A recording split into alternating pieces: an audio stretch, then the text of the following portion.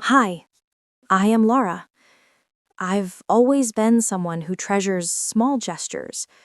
The way someone remembers your favorite coffee, the way a hand finds yours when you're sad, the way a simple I love you lands like a hug on your heart. I thought love was made of these little moments. I work as a graphic designer, a career that lets me create beauty in my own small ways. My apartment is filled with art, books, and cozy corners where I can escape from the noise of the world. I like order, structure, predictability, but love has never been predictable for me. I believed that being in love meant mutual care, attention, and small, daily acts of thoughtfulness. I was wrong. I met Ethan at a mutual friend's gallery opening. I was immediately drawn to the way he moved through the room. Not flashy, not attention seeking, just calm, observant, and kind. When he smiled at me, it felt like he had already seen all the complicated parts of me and accepted them. We talked that night for hours about art, life, and our dreams. For the first time, I didn't feel like I had to hide my thoughts, my insecurities, my quirks. He listened, really listened, and slowly, over months, that listening turned into love, trust, and a feeling that I had found someone who understood me. Our early days were simple and sweet. We had weekend breakfasts at small cafes, rainy day walks, late night conversations about books and music. Ethan had a way of noticing things. My favorite pastry, the way I twirled my hair when I was nervous, the songs I hummed without realizing it. I thought that attention would always be there, that it would never fade. I thought that the man who noticed every detail would never forget the milestones that mattered most. But love, as I learned, doesn't exist in isolation. Life intervenes. Distractions grow, and the things you assume will always be remembered sometimes aren't. My family has always been loving but blunt. My mother often says things like, "You have to be careful, dear. Men don't always see what we see." My father is gentler, a man of quiet wisdom, but even he sighs and says, "Sometimes they love you, but they don't realize how important the little things are."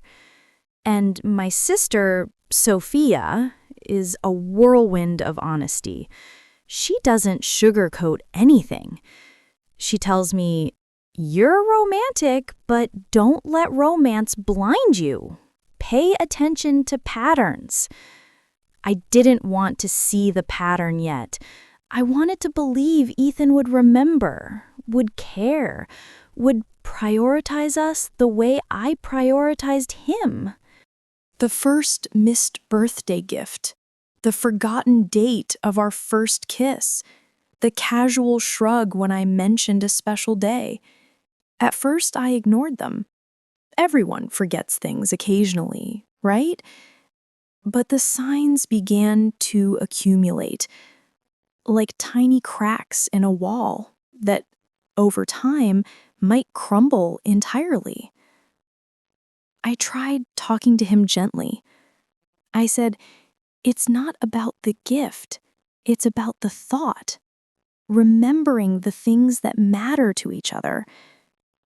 He smiled, nodded, promised he would do better, and I believed him. I wanted to believe him. I wanted to cling to the hope that love wasn't about forgetting, but about learning and growing together. Little did I know, the pattern wasn't about forgetfulness. It was about prioritization.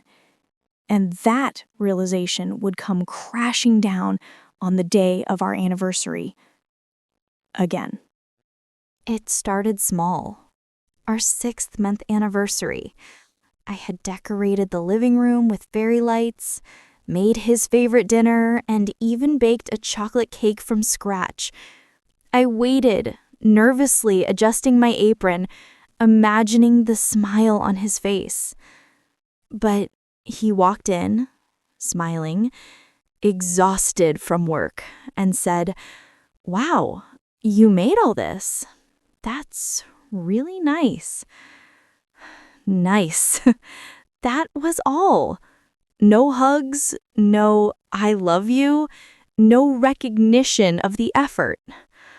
I swallowed the lump in my throat, forced a smile, and said, "I just wanted us to celebrate. Us." He nodded, distracted by a text on his phone.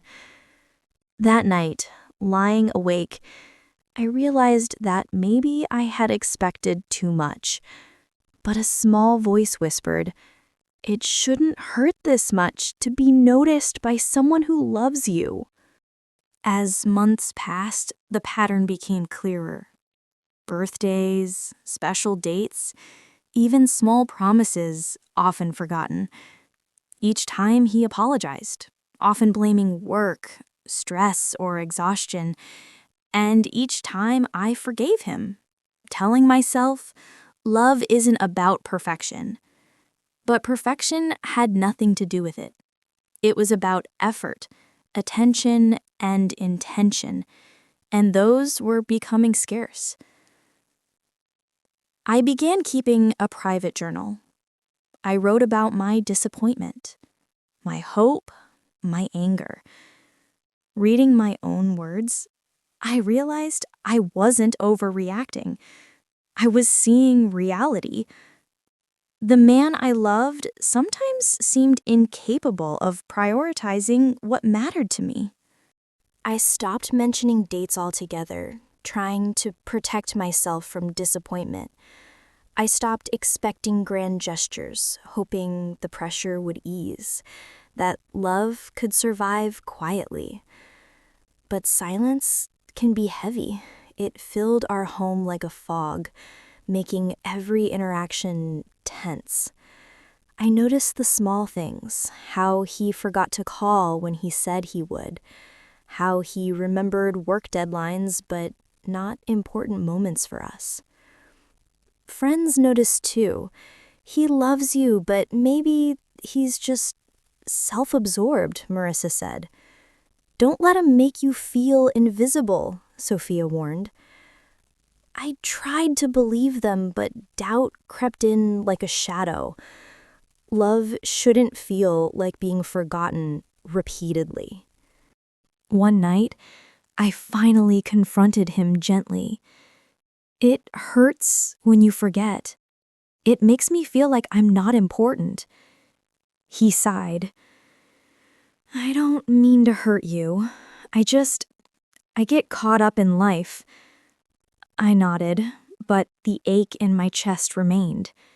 I realized it wasn't just about forgetting, it was about priorities.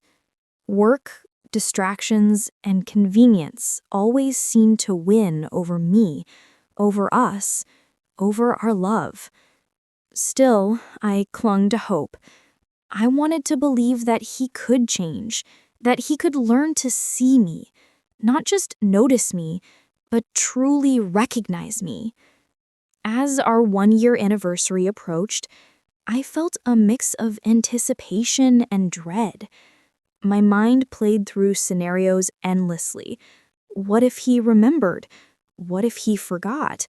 How would I react? I tried not to obsess, tried to focus on the love we had. But I knew the pattern. I had lived it before. And deep down, I feared that the celebration I envisioned, filled with laughter, joy, and mutual recognition, might turn into yet another reminder that love sometimes forgets the little things that matter most. And I was right to worry, because this anniversary would become the day that everything I had tried to forgive, to overlook, to hope for, would finally collide with reality. I woke up that morning with a flutter of excitement. 1 year, 12 months of love, laughter, arguments, and late-night conversations. I had spent the night before preparing a breakfast tray, small notes hidden around the apartment, a playlist of songs that reminded us of our memories together. I imagined his smile, the warmth in his eyes when he saw the effort I put into celebrating us. I imagined hugs, laughter, and quiet moments where we would feel like a team against the world. I didn't imagine silence. Hours passed. Texts were unanswered. Calls were brief, distracted, nonchalant. I tried not to panic, telling myself he was busy, he'd arrive soon, he'd notice. When he finally walked in the door, he looked tired, carrying a briefcase and a lunch bag. His smile was polite, but distracted. "Hey, did you have a good day?" he asked. My heart sank. I forced a smile and asked softly, "Do you know what day it is today?" He paused, blinked, and then, Tuesday? I felt my chest tighten, a hollow ache spreading through me. Tuesday. He didn't remember. Not even a hint. Not a word. Not a glance. I wanted to scream, to cry, to let the hurt spill out of me, but instead I stood there, trembling, holding the breakfast tray like a fragile shield. "It's our anniversary," I whispered. 1 year, he said, realization dawning, but there was no apology, no regret, only fleeting panic. Tears pricked my eyes. I had forgiven small forgettings before. I had hoped, prayed even, that love would teach him the importance of memory, attention, and care. But this felt like a betrayal. The apartment I had prepared with love now felt like a museum of my disappointment. Every note, every breakfast item, every song on the playlist seemed to mock me with its quiet devotion. That night, I sat alone on the couch, the apartment dimly lit, music playing softly in the background. I let myself feel everything: the heartbreak, the humiliation, the endless frustration of being unseen. I journaled, pouring every ounce of emotion onto the page. I asked myself, why does this hurt so much? Is it because I expected love to be mindful, or because I realized I had been invisible for too long? And the answer was clear: both. I had been invisible, and I had expected him to see me anyway. The days that followed were quiet but transformative. I stopped pretending everything was fine. I started setting small boundaries, expressing my feelings openly, and reflecting on my needs. I realized love wasn't just about hope. It was about reciprocity, awareness, and effort. I could forgive, but I could also demand respect. I could hope, but I could also act. I didn't know what the future held. I didn't know if Ethan would change or if I would continue to feel overlooked. But for the first time, I understood that I didn't have to suffer in silence to be loved. I had found my voice. and that voice would guide me no matter what. The first night after the anniversary, I couldn't sleep. I lay in bed, staring at the ceiling, replaying every moment, every word, every failed gesture. My chest felt heavy with disappointment, my mind spinning with what ifs and whys. I wanted to cry, to scream, to tell the world how invisible I felt. But the quiet apartment swallowed my anguish. Even Ethan slept peacefully beside me, unaware of the storm raging within me. It was the first time I realized that sometimes the people we love most can wound us unintentionally, yet the pain is no less real. The next day, I called Marissa. She listened without judgment as I recounted every detail. "You're allowed to feel hurt," she said softly. "You don't have to excuse his forgetfulness anymore." Her words resonated deeply. For years, I had minimized my own feelings to preserve peace. Now, I understood. My feelings mattered. My disappointment wasn't trivial. It was valid. I began journaling daily, capturing every emotion, every thought. Writing became my refuge, a way to untangle the knots of frustration, sadness, and longing that had built up silently. I finally decided to speak to Ethan, not angrily, not in accusation, but honestly. "I need you to see me, not just in moments that are convenient, but all the time. Love isn't just words, it's actions." He listened genuinely, and for the first time, I felt heard. It wasn't perfect, and it wouldn't erase the past, but it was a start. I realized that confrontation isn't about blame.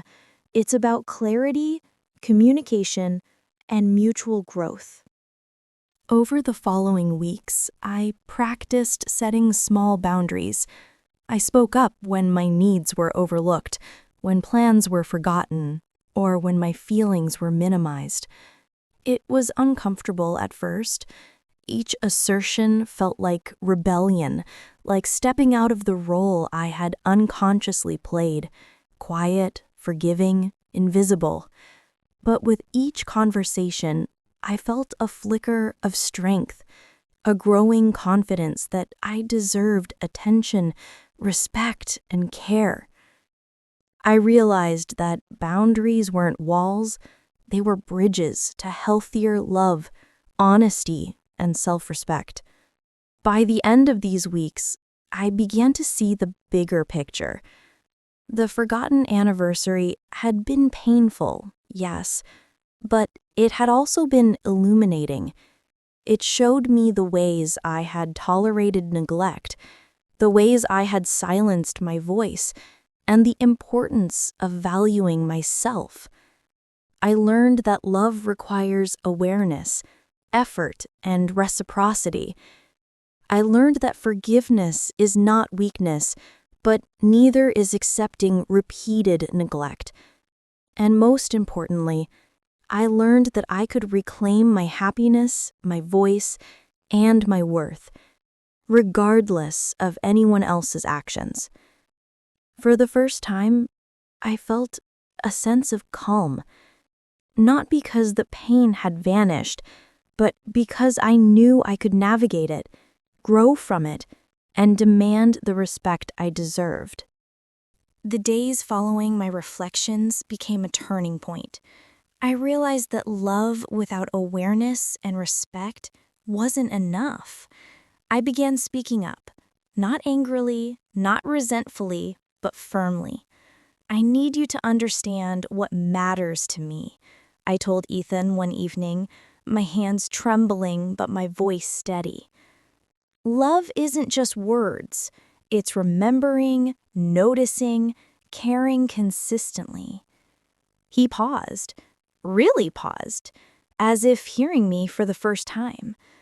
In that moment, I felt a flicker of hope. Hope that our love could grow stronger, not through perfection, but through attention and effort. We began having honest, open conversations about our expectations, our love languages, and what made each of us feel valued. I didn't realize how much I hurt you, Ethan admitted. I want to do better. I want to see you, really see you. The weight that had pressed down on my chest for months began to lift. This wasn't magic. It wasn't instant change, but it was progress. The kind that comes from intention and accountability. I started celebrating moments on my own terms. I planned small surprises, intimate dinners, and personal milestones that didn't depend on Ethan remembering perfectly. I found joy not just in being loved, but in loving myself, in honoring my feelings, and in reclaiming the celebrations that mattered most. I discovered that empowerment is not only about being seen by others, it's about seeing yourself clearly and unapologetically. As Ethan began putting effort into remembering dates and meaningful gestures, our relationship shifted. Love felt more balanced, more intentional. I felt safe expressing my needs, and he felt motivated to meet them. We laughed more, hugged more, and celebrated both small and big victories. I realized that love could evolve, grow, and strengthen, not by perfect memory, but by consistent care, mutual respect, and honest communication. Looking back, the forgotten anniversary was painful, but it was transformative. It forced me to confront my own boundaries, my expectations, and my worth. I learned that love must be active, not passive. Forgiveness is powerful, but repeated neglect is not acceptable. Happiness comes from self-respect and clear communication. I finally understood that empowerment isn't about controlling someone else.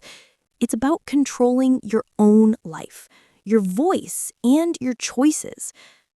I am seen, I am heard, I am valued, I whispered to myself one quiet evening, feeling a sense of liberation I had never known. No one can forget me again, not in spirit, not in heart. I am enough. The journey wasn't easy, and love would always require effort. But I knew one thing for certain. I would never let myself feel invisible again.